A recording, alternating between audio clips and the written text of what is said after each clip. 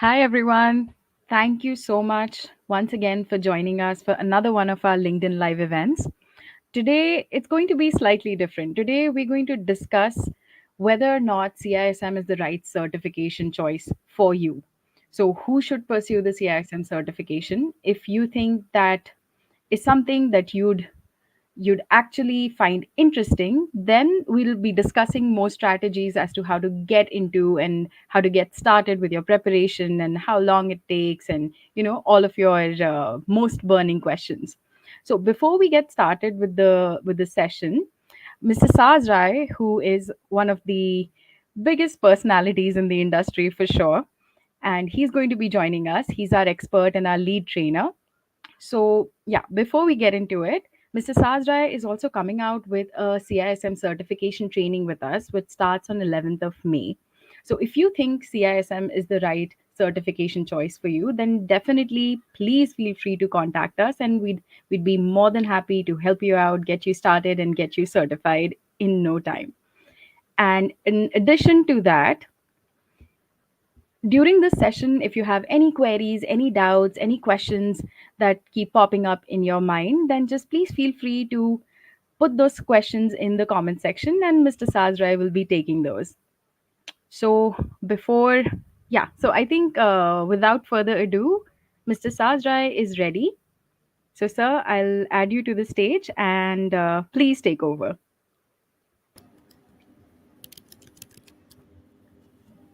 Sir, you're live. Okay, thank you so much. I'm sharing my screen. Is it visible? Yeah, let me just put it on stage. Currently, it's a gray screen, sir. All right, yeah, it's a gray screen for the moment, but well, thank you so much for that introduction. And let's get started with a brief introduction. And I would probably want this session to be a little interactive, and if possible, use the chat window to ask questions. I'll talk about the season, but I'm mostly here to answer your questions, clear your doubts, and to answer whether you should be taking the season exam next. So very quickly, I will introduce myself. My name is Saj Rai. I will be your instructor for this particular course, and I have over 2 decades of experience. I've worked in various positions as in a senior leadership position as CTO, VPIT, etc. I've also been teaching and training for over 10 years, and I am an authorized instructor for several cybersecurity courses, including the one for ISACA and CISM. So that's my brief introduction. And so the next thing is again to briefly take you through the CISM and who should be taking the CISM exam and why you should be taking it and so on. And like I said, I will be happy to answer any question that you may have in this case. So to begin with, CISM is you have this organization called ISACA. Now it's a long name. It's stood for Information Systems Audit and Control Association. We don't use it anymore. We just use the word ISACA. And ISACA has many other courses and certifications such as CISA and CGIT, CIRIS, CISM, and you may want to consider all of these. If okay, apart from CISM, CIRISC, CGIT, CDPAC, these are really good courses. Maybe we will have another webinar on these certifications, but for the moment, we'll focus on the CISM, which is the Certified Information Security Manager. And so the question is, who should be taking this exam? And so this exam is for anybody who is in the responsibility to manage, design, and oversee and assess an enterprise's information security function. As the name suggests, okay, so you need to, you're an information security manager. So you are in a position to make decisions or influence decisions, speak to the senior leadership, and implement the security program as per the organization's requirement. Okay, so it's a managerial position. So you'll be performing all of these things. So if your role includes managing, designing, overseeing, assessing the information security function. Or if you are planning to move towards this role, if currently you are an engineer and you want to move towards a more of a managerial position, a leadership position, then this particular course is for you. Okay. And this is a very interesting slide I came across recently, and it talks about the average salary. I think there was a survey done recently, and you can see that many of these courses, including the CISM, is at number three. The C Risk, it's another course from ISACA. That's another course that I would recommend, or the CSER, the CISSP. And many of these courses are in the top 10 list. So there's a lot of potential, a lot of demand. You can see the higher the salary, the more demand that you are in, right? So if you look at for a job, any job description, generally you have these requirements for a managerial position: CSM, the CISSP, and so on. Even the C Risk is there, which is really good. It's a really good course on risk management. We'll probably talk about it some other day. So yeah, so there's a lot of demand. That's the first thing for season. And the benefits, well, the season course generally it's a lot of detail that you discuss in. We'll talk about what we're going to discuss, but there's a lot of knowledge and skills to be gained from a season certification. It increases your market value. There's a lot of demand. We just saw that. It builds a customer confidence, your credibility, and it probably helps meet the employment requirements. In many organizations, you need to be a seasoned certified or very similar level of certifications. Okay, so these are some of the benefits around. Just a moment. Yeah. So the question is, how do you go about this becoming a season, right? Well, I'll take you through this very quickly though, and you first of all review the requirements. There is an experience requirement of 5 years. We'll talk about that in a briefly. So make sure that you are. This is the question is, are you the target audience for a season? Okay, to become a season. If you are, well, that's the first thing you look at your the current or the role that you want to be in the future, your experiences, all that matters. And next is, well, you got to study the season domains. There are four domains. I'll talk about that briefly later on. And and the course that we are launching this weekend, that's where you can study if you plan to be part of that course, part of that session, or you can study on your own. It's up to you how you want to do it, but you need to be familiar with the season domains, the principles, the concepts, right? And once you think you're ready, I would recommend, if you're consistently scoring, let's say about 70% in your test, I think that's a good sign that you're ready to take the exam. And then you probably register for the exam, and then you, well, basically pass the exam, and then maintain your certification.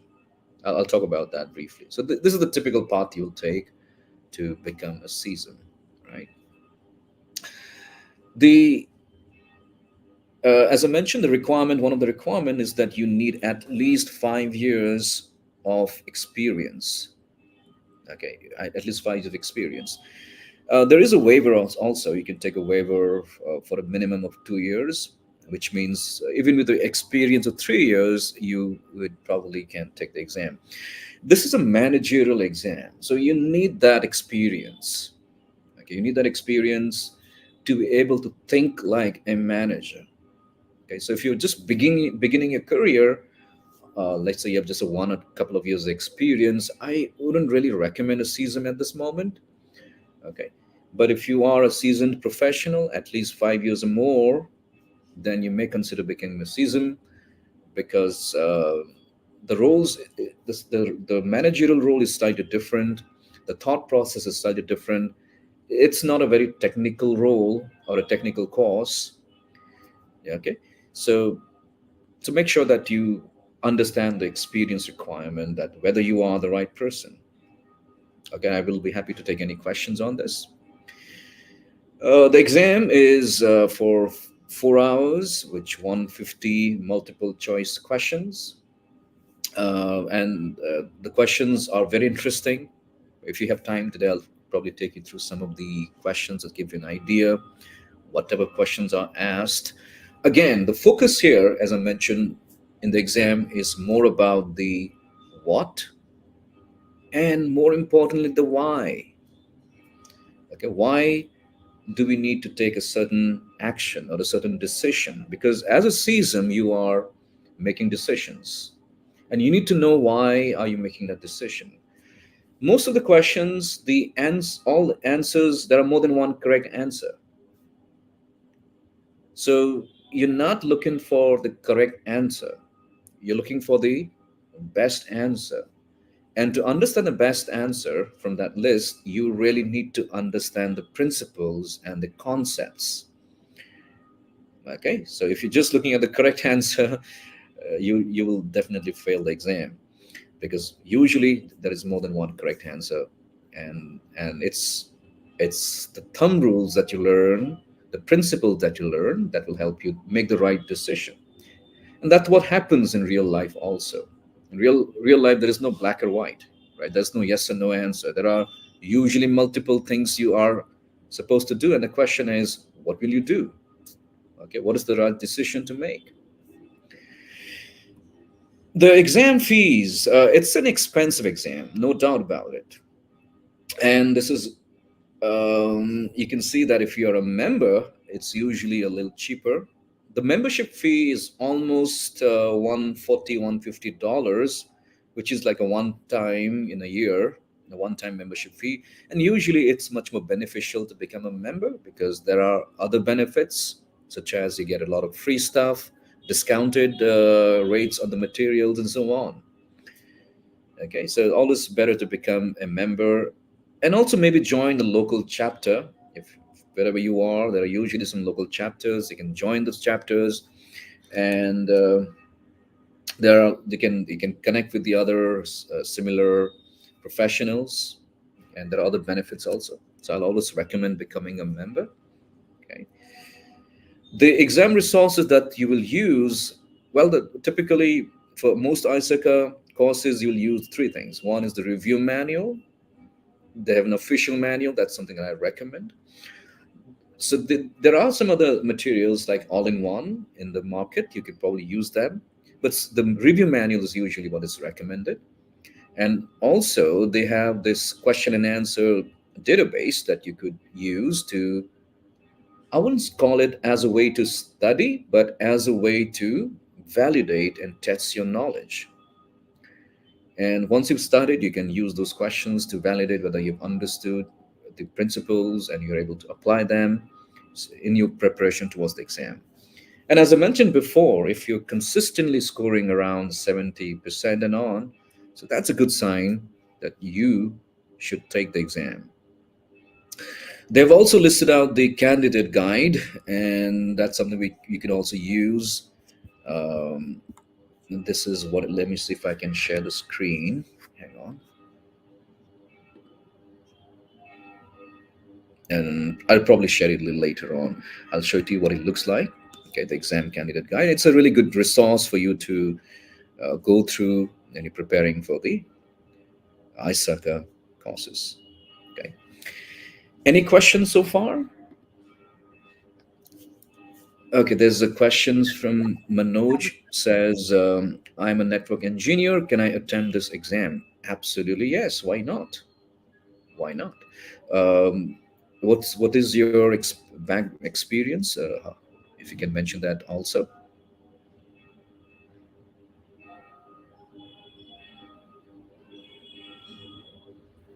I think there is a slight lag, so I think Manoj's reply should be coming in the next 10 seconds.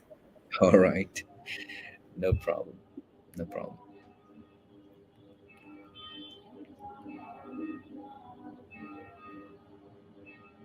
So Okay, I as a, have a, yeah, please go ahead.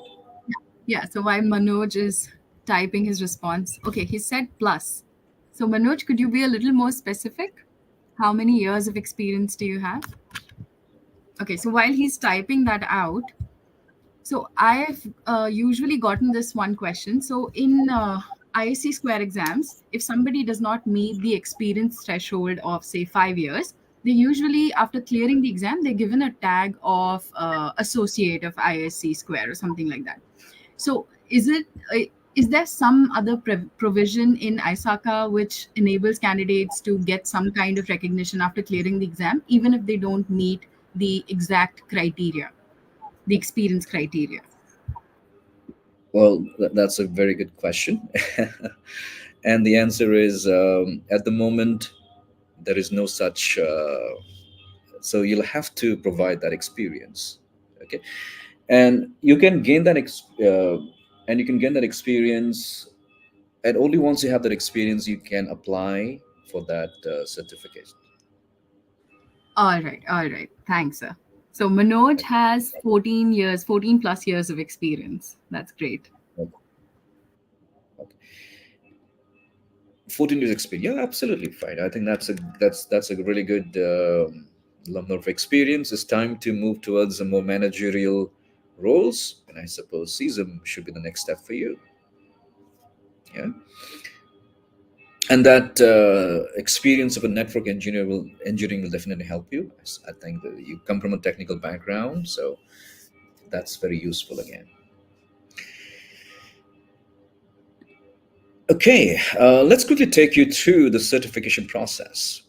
Okay, so I've talked about it though, but you will need to prepare for the exam, and you register for the exam, and you pay the exam fees, right? And you pass the exam. You want to make sure you pass the exam, but passing the exam is not sufficient. You will have to provide some documentation of your work experience, as I mentioned before, and and only then you will be able to you'll become certified, CISM certified. So documentation process, you have to pay, I think, additional $50 if I'm not mistaken. And once you pass the exam, you'll get a notification on your email and a confirmation in about a week's time that you passed the exam, and then you start your documentation process. And once you complete that, then you can uh, apply for the cert. And this is what the form looks like. Okay, you'll be able to download this. It's available. So you'll have to provide the name of your organization where you worked, and so on. And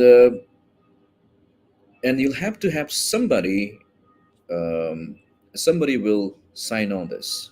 Okay, and it could be your verifier name, could be your colleague or your boss or your client. Somebody can validate this, and you can submit the form. And once you do so, the it'll take another, I think, a couple of weeks for them to validate these, and only after which you will be CSM certified.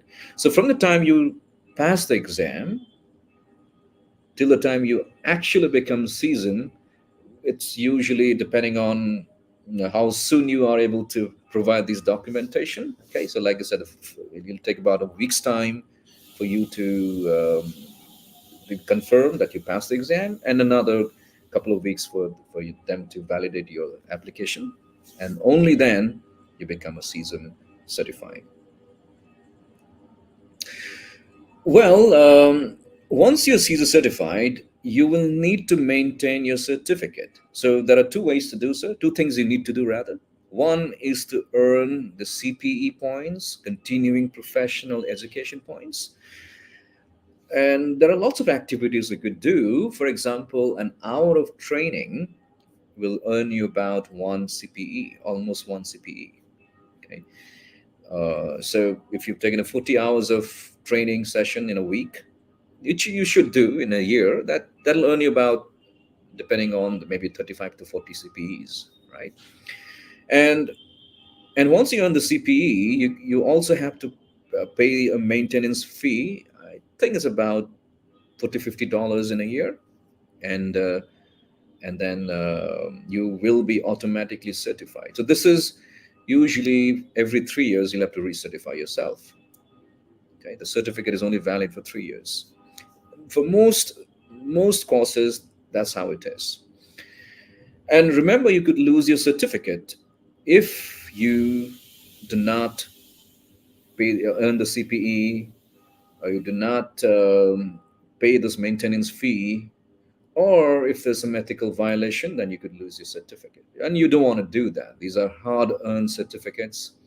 So okay, you don't want to lose that. And so make sure that you are, earning the CPEs and maintenance fees and so on.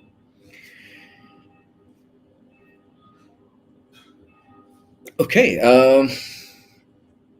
the four domains that we need to be aware of. Now, let's quickly take it through this so that you know what to expect and understand whether this experience is relevant to you. Okay.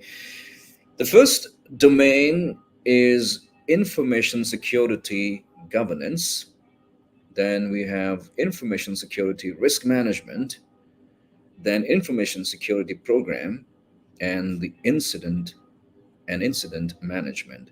So these are the four domains that you need to study and be familiar with it. It's a really good in terms of how they have kind of planned these domains as they kind of relate to each other. Okay, I'll quickly take you through what these domains is. So the first domain, information security governance. Now, as a manager, what you need to understand is the bigger picture. You're not a technician anymore, and you got to think like a manager. And for that, you need to understand the bigger picture, like the governance, like why do we need to have information security program? Who is accountable for information security program? Okay, what are the roles of the senior management, the board of directors, the steering committees? What is your role in the organization? Okay, and what's an information security strategy? So you got to be able to think like this in terms of the bigger picture. You because most of the time, as a technician, you are thinking about security or your work in isolation. But IT is about the business. And that's the mindset that you need to have, saying the IT does not exist in silos. IT has to be about, or information security has to be about the business, the organization. So that's the mindset you need to have in this domain. These are the typical um subtopics, subdomains that you have as part of enterprise governance and information security strategies. Okay, understanding those regulatory issues, the need to have to build a culture, defining the roles and responsibilities, and so on. So, so this is those that bigger picture that you need to understand in domain one. Okay, this will really broaden your horizon about the role of IT. Okay, and then um, for example, this is a really interesting question. Would you like to try this? This is a typical CISM question, and it says, which of the following requirements would have the lowest level of priority in information security? You can answer on the chat window. What do you think is the correct answer here? It's a really typical CISM question.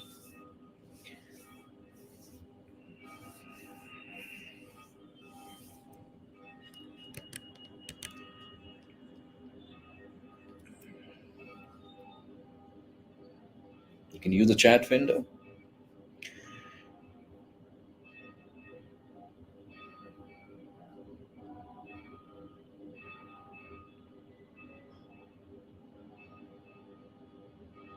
Okay, very nice. Lovely. So I think a lot of people who come from a technical background might say, oh, no, the technical requirements usually the highest priority. Okay, but the answer is it's not. It's typically what in this list it's the lowest priority, right? Lowest priority.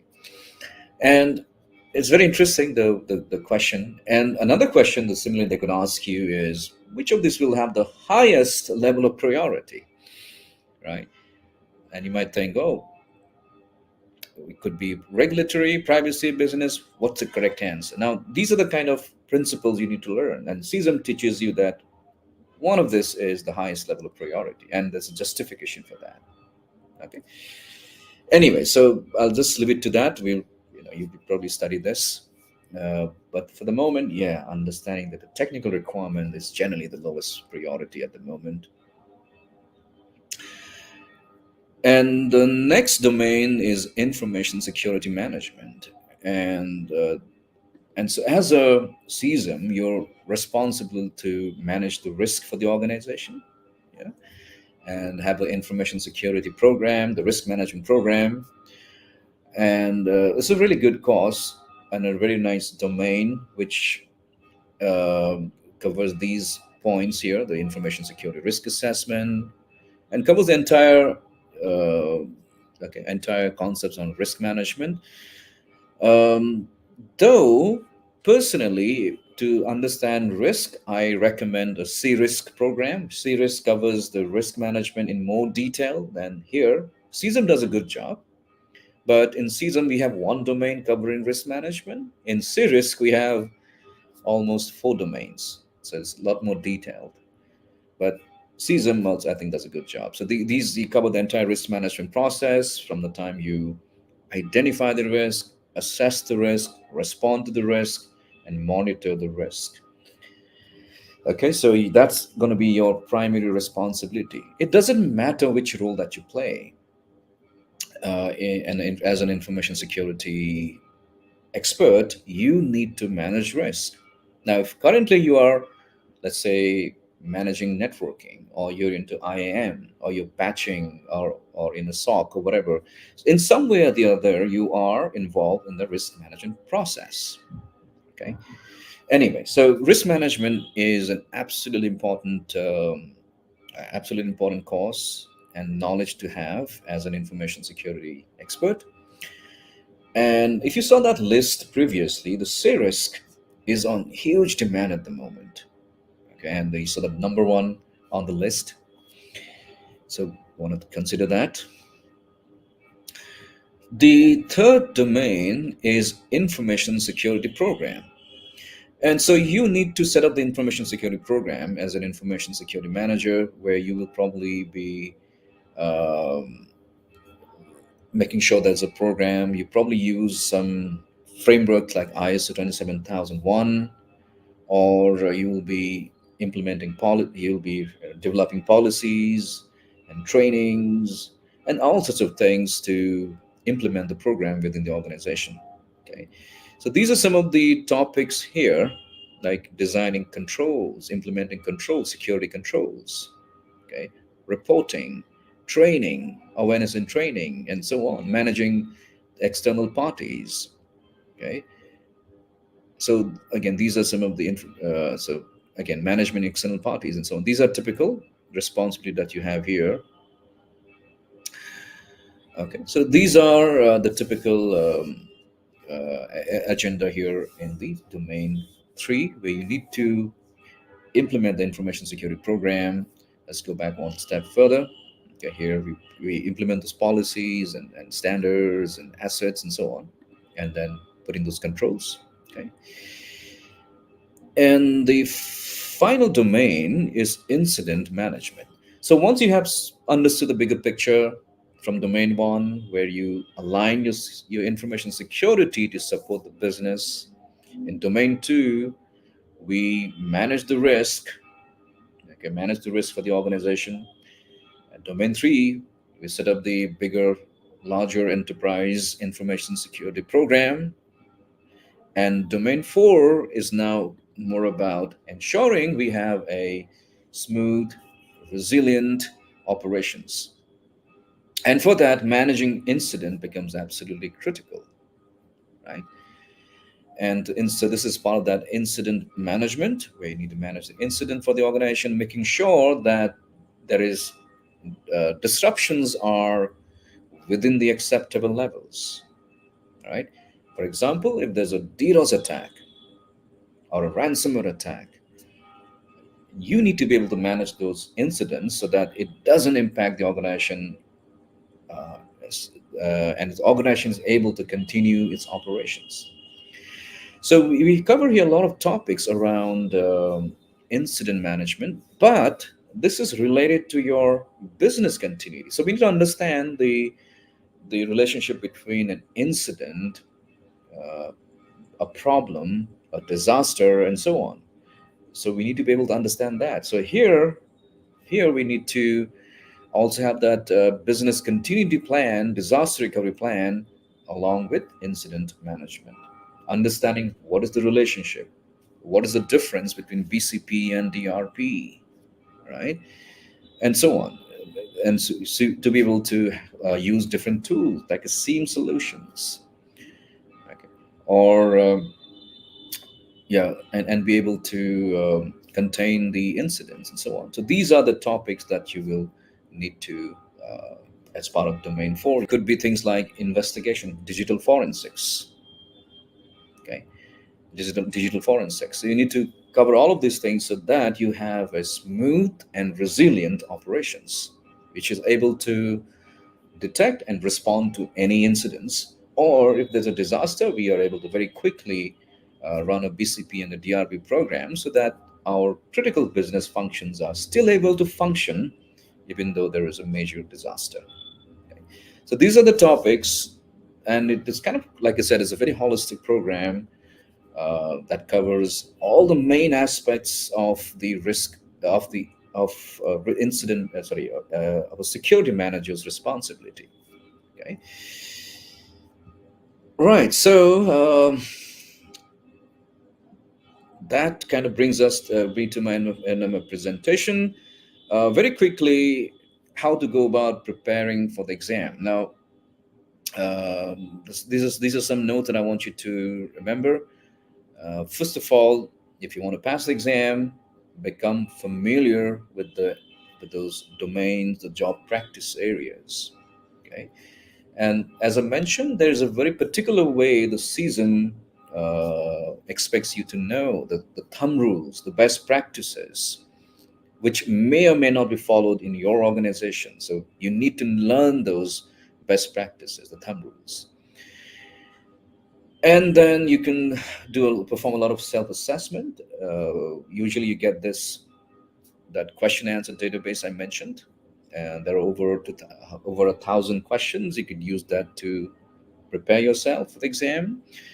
Okay, and as I mentioned, if you consistently score about 70%, that's a really good sign. Okay, next is well, be part of study groups.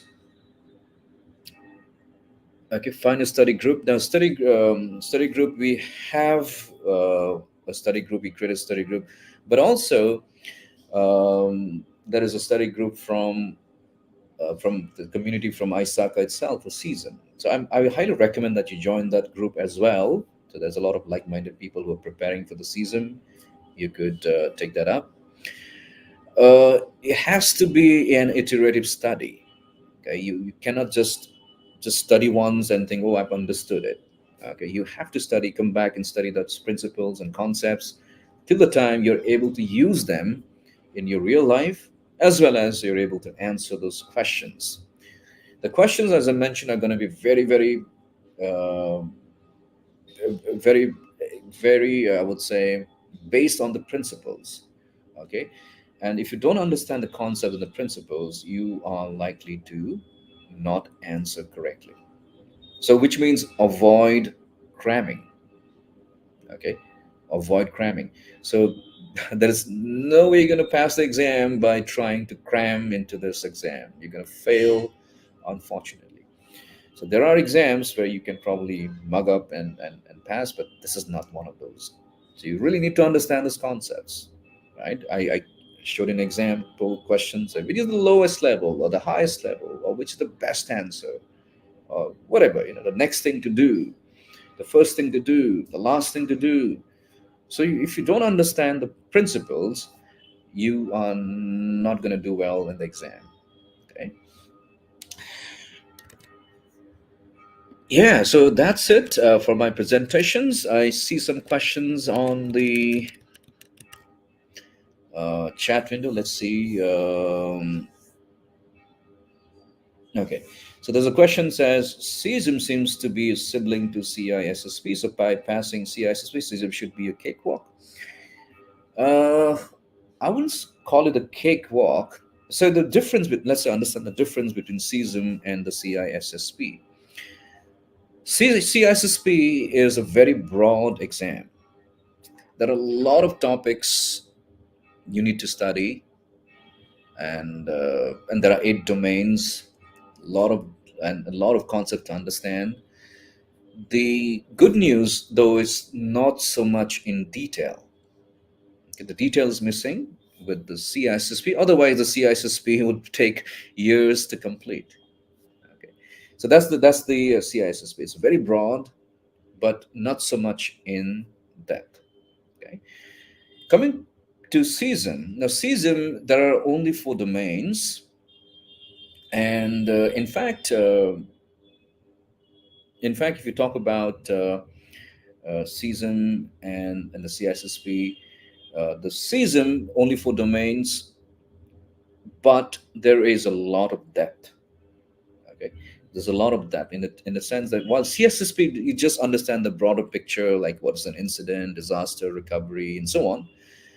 But in the CISM, you get into the depth of what are you going to do, what's the first step, second step, last step, and so on. What is the most important priority? So those things are missing with the CISSP. Okay. Well, will it be a season be a cakewalk? I wouldn't call it a cakewalk, but it'll be easier for you to pass a season if you have understood those principles from CISSP. Okay. But yes, it's going to be a lot of concepts for you to understand and study, but it's not just going to be a cakewalk. Okay. But it'll be easier, definitely. So yeah. Any other questions? Yeah, so I have some questions. These have been requested by some learners and some aspirants who couldn't join us today. Okay. Okay.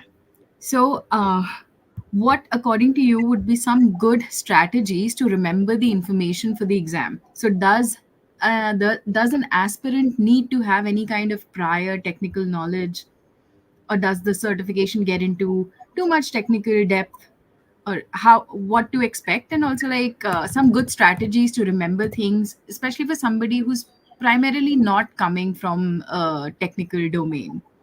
Okay. That's a very good question. Um, is the exam a technical exam? And the answer is it's not a very technical. It's a managerial exam, so it's not a technical exam, which means that we're going to be focusing on what to do, and more importantly, why to do. And it's not about the how. For example, you need to know why do we need to have a firewall or a web application firewall? Why do we need to use a VPN? What is a VPN? Or DMZs, and so on. What is an IDS? Why use an IDS or an IPS, which is better, right? But you don't have to learn about how to go about configuring those firewalls, or how to go about configuring those firewalls, and so on. So in that sense, it's not a very technical course, in the sense you don't have to learn about configurations and all the stuff which a typical technical role might have to do. This is where you need to have the broader understanding of these technical controls, and which one to use, when to use it, why to use it. That is going to be your role. As a manager, you'll have experts in the team who will manage those things, but you're going to have to direct them, saying, you need to do this. Okay, so that understanding is important. But do you need to have a technical knowledge? The answer is not necessarily. Okay, not necessarily. So the domain three, let me see if I go there. This domain three will have a lot of these technical jargons that you need to get used to, like cryptography, for example, VPNs, web application firewalls, the DMZs. So if you understand those concepts and what is it, and why do we need those things, that should be good enough. Okay. And do you need to go and start configuring those? And the answer is no. It's not about the how to. It's more about the what and the why. And so you do not, and the other domains are, well, practically they are non-technical. If you talk about domain, let's take a look at this. The domain one, which is more of a role on information security governance, non-technical domain. Information risk management, again, a non-technical domain. Information security program. This is where, like I said, domain three, where there's a lot of technical uh, terms and jargons that you get exposed to. And final domain, incident management. Again, it's a non-technical domain. It's more about processes, managing incidents, and BCP and DRP.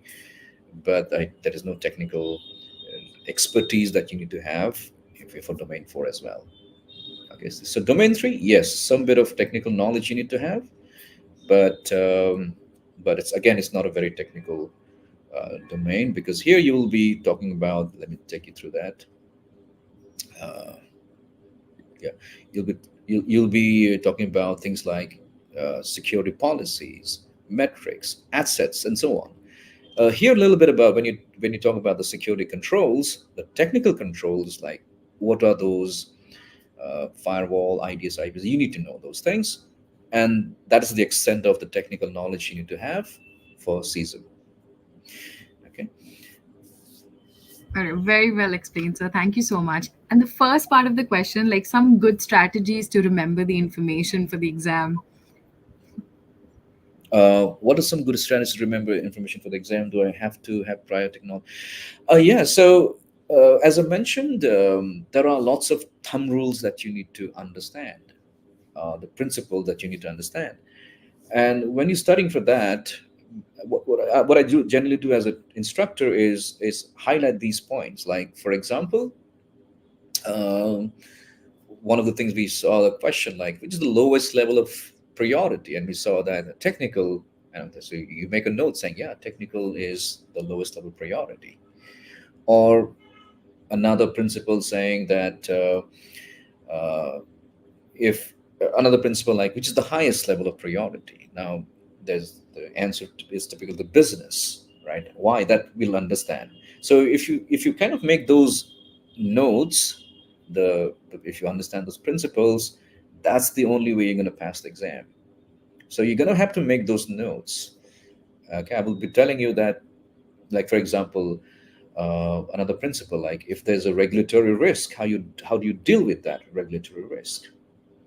Okay, and the principle says you're going to have to deal, you have to treat it like any other risk. You know, so if you understand those principles, only then you're going to pass the exam. Right. So having conceptual clarity is what's going to help more than trying to mug up and remember and all of that. Absolutely, absolutely. Avoid cramming. That's what I mentioned before. And so, yeah, so the domains are designed in such a way that we move from one domain to another. We kind of relate to it. So you're going to study in that manner, one after the other. And yeah, and iterative study, that's another way to remember. You have those notes, you have the book, you can come back and study. The recordings might be there, you can watch the recordings if you need to. uh, but like I said, you have to be able to understand those principles and be able to apply those principles. Right, right. Thank you so much, sir. We have another question by Hmm. Mohammed Tavish. I'll just put it Yeah, on it the says, screen. yeah, if a person has 15 years of experience in front domain but no experience in security, what is your prospect of the tendencies for that person, and what is the market acceptance and career or outlook for such individuals? Um yeah, so I suppose, when you say infrastructure, see uh, in terms of, when you say I no experience in security, now you generally tend to think that if I'm managing infrastructure, I am not doing any security work. That's not really true. Okay. Or you're doing software development, or you're doing some kind of a testing, and you say, this is not a security work. But the answer is, you are.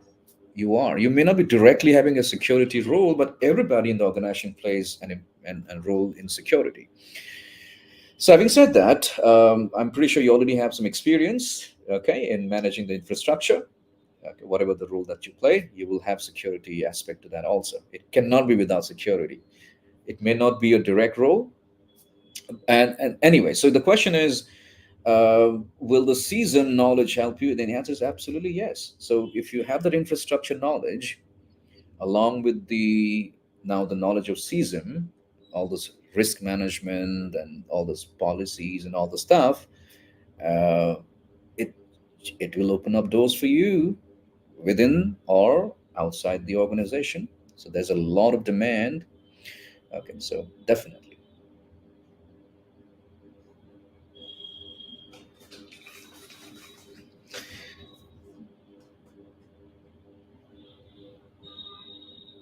I'm feeling overwhelmed by the study material. Where do I even begin? Yeah, so yeah, so at the like as I mentioned, the season. Let's let me just take you through this one more time.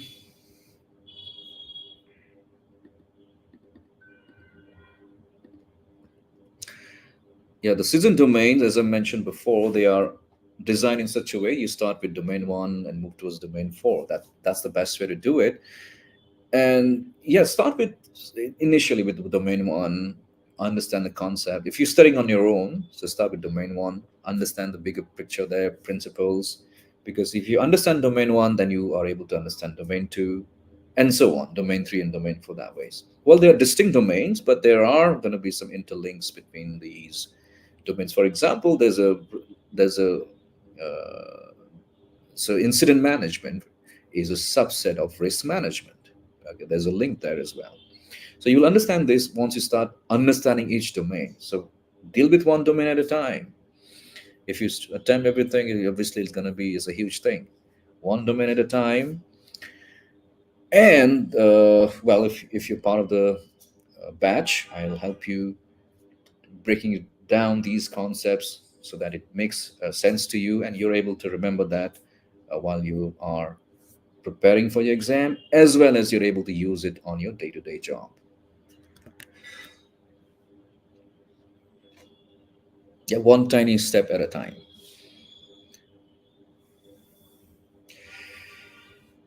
What are some mistakes to avoid while studying? This is a good question again.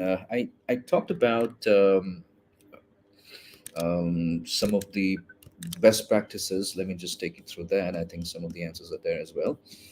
Um, okay, so one of the mistake that you should avoid is cramming.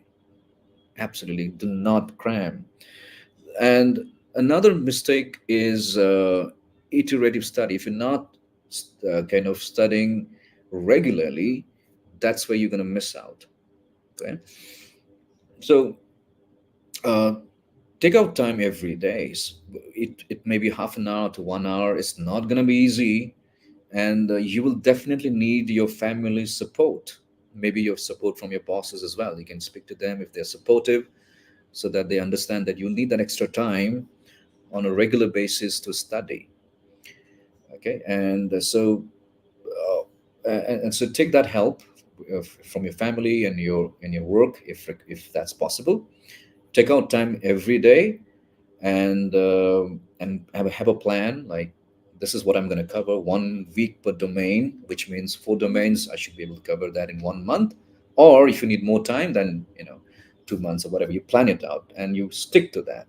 It's not going to be easy, but that's how it is. There's no shortcut to taking the exam, passing the exam.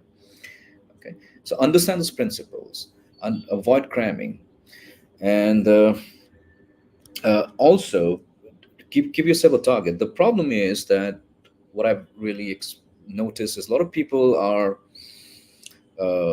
they kind of take the course, the training, and say, "Oh, I'm going to take the exam in the next 6 months, or maybe by next year, or by the end of December." The problem here is that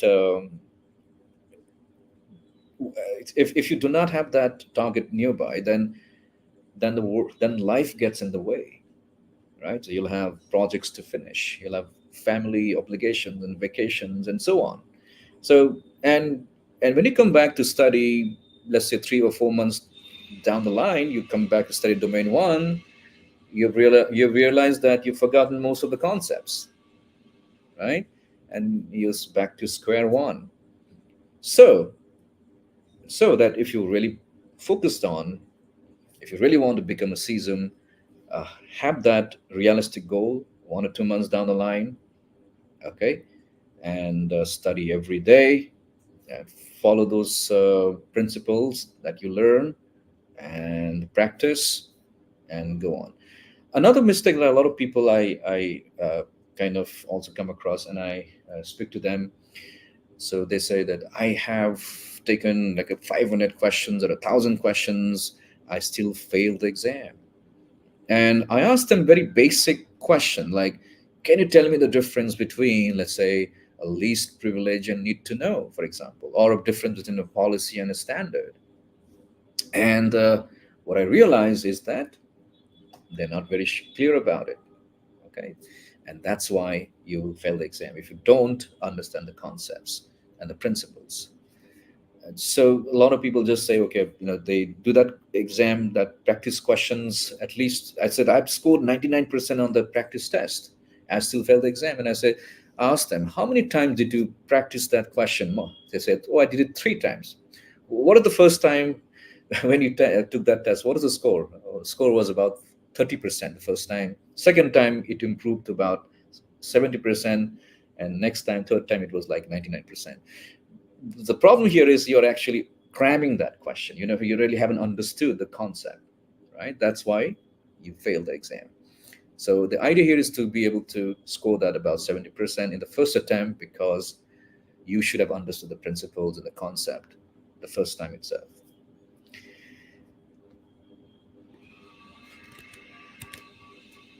Okay. Do you also require some tools to practice for season? Tools? No, no tools. As I mentioned before, there are three things you need, rather two things only, not three things. Let me just bring it up, the slide. Yeah, you need the two resources. One is the review manual. That's where you study from the principles, and then the Q&A database for where you practice for the exam. Okay, you don't need any other tools besides this. We have one more question, sir. What time frame should we plan before making the certificate exam attempt? I try to answer that. As I said, be realistic. Maybe a month's time if you can study, depending on how much time. But um, don't plan for more than 2 to 3 months. 3 months should be the maximum. Okay, and maybe you should try and attempt in a month's time, 2 months time, not more than 3 months. If you have, if you're part of the training program, you already spent a month with me, and you've also always had the time to prepare during the week as well. So another month, and you should probably take the exam. But like I said, if you keep it too far away, then life gets in the way, and you are back to square one. Okay, What would and you say, sir, about the strategy of like booking the exam first and then starting the preparation? that's not a bad one. I usually do that. I got a busy schedule, so I say, okay, this is the only time I can take the exam, and I work towards that, come what Oh, may. wow. Okay. Okay, That so that I helps with the fire in the belly that you have to get absolutely, it you done. have to get that. That's I don't know how many $700 on the line. Right, Yeah, right. right. So you get to take the exam. I recommend that, and I think you should be able to postpone it if you, I mean, for on something happens and you're unable to take the exam on that day. You can always postpone it, but since it's there in your calendar, you will work towards that. Okay, Right, and right. some of you may have the experience and the knowledge. Some of you may be even able to take the exam even sooner than that. Okay, so I don't know. Maybe I've had a couple of participants in my experience whom I told them go and take the exam right away because they were so good. I said, and they did pass the exam the next week. Oh, wow. Okay. Okay, so I think we can wait another 30 seconds Mhm. for maybe some last questions. So, everyone, please feel free. If you have any more burning questions, then please shoot them our way.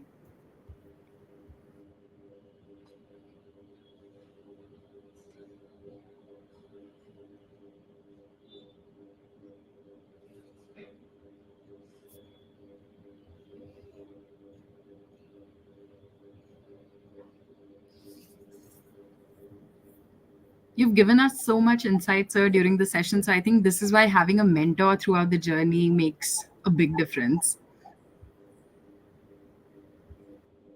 Thank you so much. I Yeah, I guess there are no further questions. And Yeah, I think we can wrap it up. yeah, All right. Thank you so much, sir, for taking out the time in your busy schedule and joining us. It's always wonderful to have you. And thanks everyone for joining us for the session. And also thank you to all the viewers who are watching this recorded, who are watching the recorded session. And if you have any further queries and if you'd like to join Mr. Sazrai's upcoming CISM batch with Protect Academy, which starts on 11th of May, so please feel free to send us a DM, or you have our numbers all over this page, our LinkedIn page. So you can directly reach out to us, give us a call, send us an email, however you choose, and we'd be happy to get you started. Thank you so much, sir. thank you so And much for having me here. Thank you everybody for participating. I hope to see you all. Okay, bye bye.